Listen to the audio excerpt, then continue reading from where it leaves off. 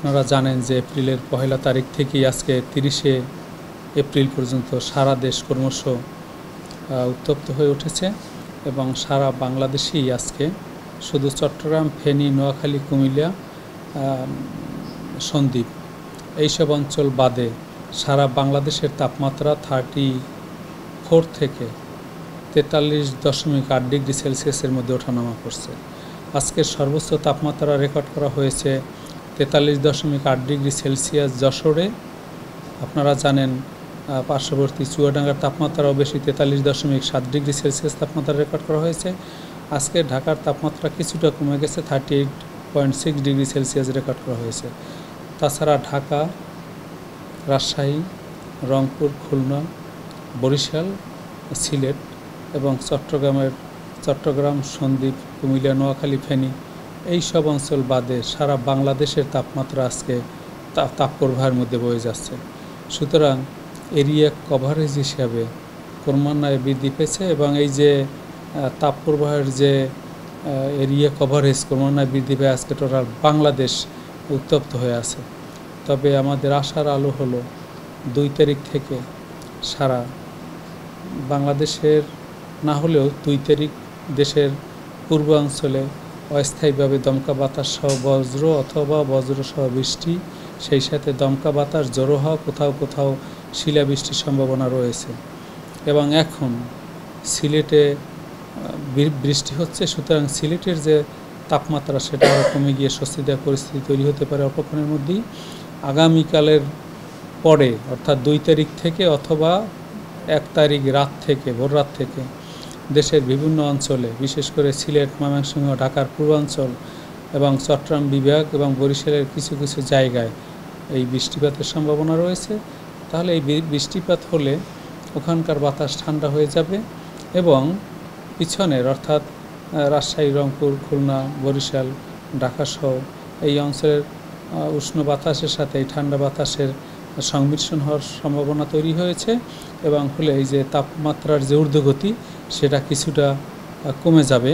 তবে যেহেতু গত পরশু থেকে জলীয়বাষ্পের যোগান সবচেয়ে বেশি আসা শুরু করছে, কারণ বৃষ্টিপাতের আগে দেশের সর্বত্র জলীয়বাষ্পের পরিমাণ বেড়ে যায় এবং এই জলীয়বাষ্প উপরে উঠে সারি সারি মেঘমালা তৈরি করে বজ্রপাত ঘটায়। সুতরাং আমরা এখন স্পষ্ট আমাদের গাণিতিক মডেল এবং আমাদের পর্যবেক্ষণ ব্যবস্থার মধ্যে আমরা দেখতে পাচ্ছি যে এই যে বিদ্যমান তাপপ্রবাহ তার তীব্রতা অনেকটাই কমে যাবে।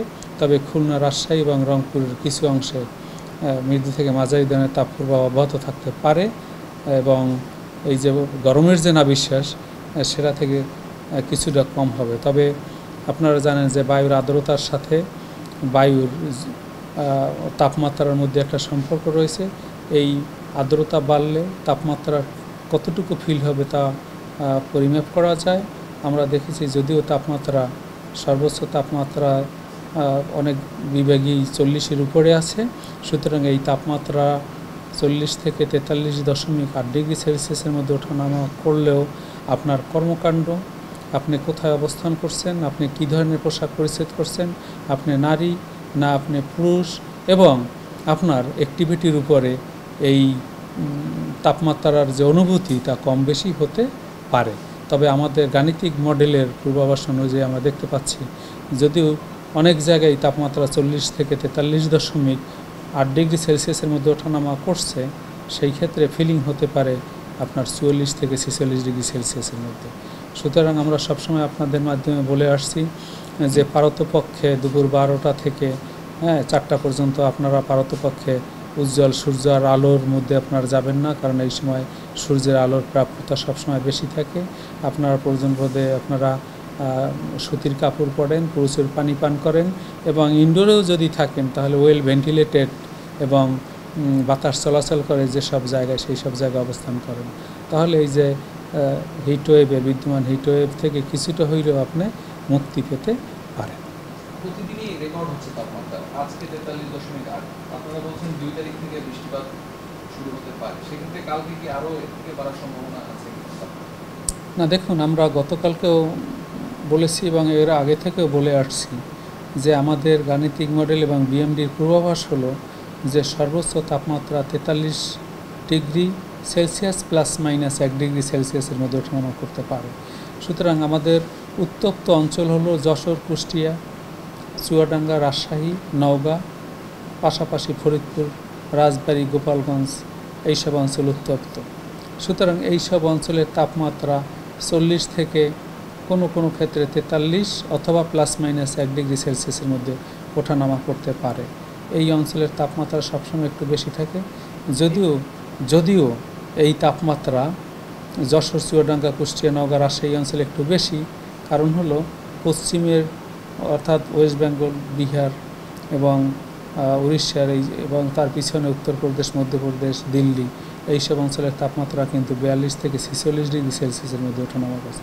সুতরাং পশ্চিম দিক থেকে কিছুটা লু হাওয়া এই গেটওয়ে হয়ে বাংলাদেশের পশ্চিমাঞ্চলের বাতাসের তাপমাত্রার সাথে মিশ্রিত হয়ে যুগপৎভাবে আমাদের দেশের পশ্চিমাঞ্চলের তাপমাত্রাকে একটু বৃদ্ধি করতে পারে। তবে আমরা আশা করছি যে 2 তারিখের বৃষ্টির পরে 2 তারিখ থেকে 7 তারিখ পর্যন্ত তাপমাত্রার কিছুটা অবনমন ঘটবে, বিদ্যমান তাপপ্রবাহের তীব্রতা অনেকটাই কমে যাবে এবং কিছুটা হলেও দেশের মধ্যভাগ থেকে পূর্বাঞ্চলে স্বস্তিদায়ক পরিস্থিতি তৈরি হবে। তবে আপনাদেরকে আগেই বলেছি যে খুলনা বিভাগ আর রাজশাহী বিভাগ এইসব অঞ্চলের তাপমাত্রার তীব্রতা কমে যাবে, তবে কোনো কোনো অঞ্চলে মৃদু থেকে মাঝারি ধরনের তাপপ্রবাহ অব্যাহত থাকতে পারে। আরেকটা বিষয়, ছোট একটা বিষয়, যশোরে এই যে 43.8, এটা আসলে কত বছরের রেকর্ড তাপমাত্রা? ছোট করে দেখুন, আপনাদের রেকর্ডের বিষয় হলো যে আমরা তো এই অপারেশনাল ফোরকাস্টিংয়ের সময় সকল ডাটা আমরা পর্যবেক্ষণ করতে পারি না। তবে আপাতত আমার কাছে মনে হয়েছে যে 1964 সালের 15ই এপ্রিল যশোরের তাপমাত্রা 44.5 ডিগ্রি সেলসিয়াস পর্যন্ত উঠেছিল। এখনও এই যে যশোরের তাপমাত্রা আজকে 43.8, তা আমাদের 60 দশকের তাপমাত্রাকে অতিক্রম করতে পারিনি। রাজধানীর কি অবস্থা একটু বলুন? আসলে একটু ফিল লাইকের যে বিষয় আছে, আমাদের অনুভবটা একটু বেশি হচ্ছে, পাশাপাশি আর্দ্রতার কারণে হচ্ছে। তার কোনো তারতম্য আগামী 2 দিনে কীরকম হবে? না, দেখুন, ঢাকা তো একটা হট আইল্যান্ড, এখানে স্থাপনা বেশি, rapid urbanisation process, mostly dense populated area. এখানকার মানুষ রুম টেম্পারেচারকে কুল করার জন্য রেফ্রিজারেটর, এয়ার কুলার ব্যবহার করে এবং এনভায়রনমেন্টকে ক্রমান্বয়ে উত্তপ্ত করে তোলে। যদিও আজকে ঢাকার সর্বোচ্চ তাপমাত্রা 38.6 ডিগ্রি সেলসিয়াস রেকর্ড করা হয়েছে, কিন্তু দুপুর 12টার পর থেকে জলীয়বাষ্পের পরিমাণ একটু একটু বৃদ্ধি পাওয়ার কারণে আজকে আপনি ঢাকায় প্রচণ্ড ঘেমে যাবেন, আপনার খুব অস্বস্তি ফিল করবে, আপনি খুব ডিসকমফোর্ট ফিল করবেন। কারণ এই যে ফিলিং টেম্পারেচার ঢাকার 38.6 ডিগ্রি যে সেলসিয়াস, এটাই আপনার কাছে 40 থেকে 42 ডিগ্রি সেলসিয়াসের মধ্যে অনুভব হতে পারে। তবে সেটা আপনাদের বিভিন্ন জায়গায় যেখানে জলাধার এবং আপনার ভেজিটেশন বা গাছের কভারেজ বেশি, এইসব অঞ্চলে এই অনুভূত তাপমাত্রা কম হতে পারে। বৃষ্টির কথা বলছি, সেটা কি রাজধানীতেও হবে? না, দেখুন, বজ্রঝড় শুরু হবে দেশের পূর্বাঞ্চল এবং ঢাকার পূর্বাঞ্চল দিয়ে শুরু হবে। এই বৃষ্টিপাত শুরু হওয়ার পর বৃষ্টিপাত হলে বাংলাদেশের একদম ভূভাগের উপর আপনার জলীয় বাষ্পের আধিক্য আরও বৃদ্ধি পাবে।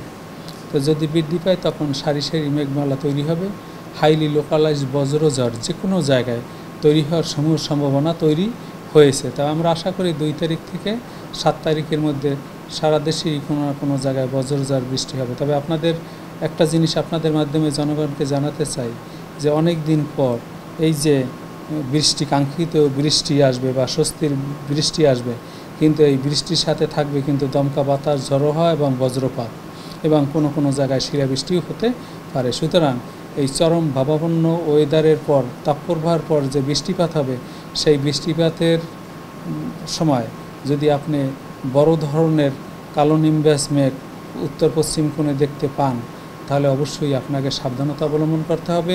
কারণ এই বজ্র বৃষ্টির সাথে বজ্রপাত হয়।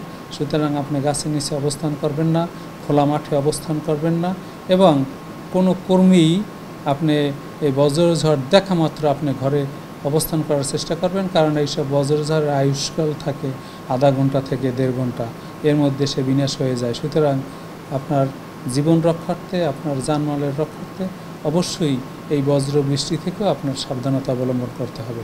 যদিও তাপমাত্রার তীব্রতা কমিয়ে স্বস্তিদায়ক পরিস্থিতি সৃষ্টি করবে, সেটাই আমাদের কাঙ্ক্ষিত এখন, কিন্তু এই সব কাঙ্ক্ষিত ফলাফলের ক্ষেত্রেও আপনার দমকা বাতাস ও ঝোড়ো হওয়ার সাথে যারা প্রান্তিক পর্যায়ে বসবাস করে, কাঁচা ঘরে বসবাস করে, তাদেরকে কিন্তু অবশ্যই আপনাদের মাধ্যমে আমি অতিরিক্ত সাবধানতা অবলম্বন করার জন্য পরামর্শ দিচ্ছি।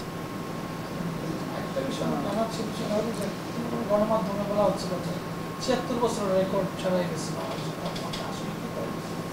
আসলেই তাই, কারণ আমাদের দেশের পশ্চিমাঞ্চল সবসময় উত্তপ্ত ছিল এবং জেলা হিসেবে যশোর সবচেয়ে উত্তপ্ত জেলা, এরপরে রাজশাহী জেলা, হ্যাঁ, তারপর পাশে যশোর, কুষ্টিয়া, নওগাঁ, দিনাজপুর, ওইসব উত্তপ্ত জেলা।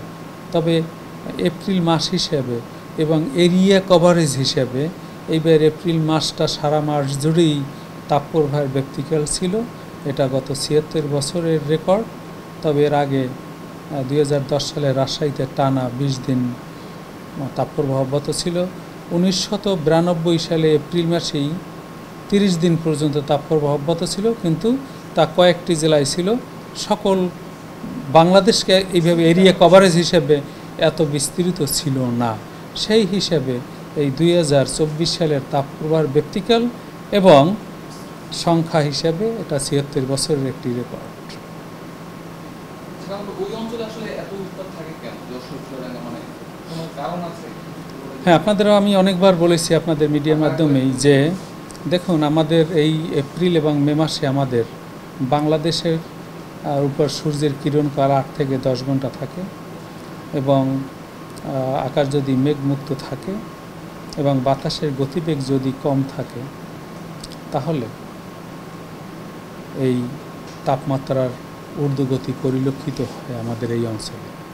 আমাদের এই অঞ্চলের বাতাস এমনি উত্তপ্ত, কিন্তু আমাদের দেশের পশ্চিমাঞ্চল, বিশেষ করে আমাদের দেশের পশ্চিমাঞ্চলে পশ্চিমবঙ্গ, তারপর বিহার, তারপর উত্তরপ্রদেশ, মধ্যপ্রদেশ, দিল্লি এবং একটু দক্ষিণে গেলে আপনার উড়িষ্যা, এইসব অঞ্চলের তাপমাত্রা ৪২ থেকে ৪৬ ডিগ্রি সেলসিয়াসের মধ্যে ওঠানামা করে ডেলি। সুতরাং বাংলাদেশের চেয়ে আমাদের পশ্চিমাঞ্চলের তাপমাত্রা একটু বেশি। সুতরাং পশ্চিমাঞ্চল থেকে উত্তপ্ত লু হাওয়া চুয়াডাঙ্গা, যশোর, কুষ্টিয়া, রাজশাহী, নওগাঁ এইসব অঞ্চল দিয়ে গেটওয়ে হয়ে বাংলাদেশের অভ্যন্তরে প্রবেশ করে। বাংলাদেশের তাপমাত্রা এমনি উষ্ণ, উত্তপ্ত, তার সাথে আরও উত্তপ্ত বাতাস সংমিশ্রণ হওয়ার সুযোগ সৃষ্টি হয়।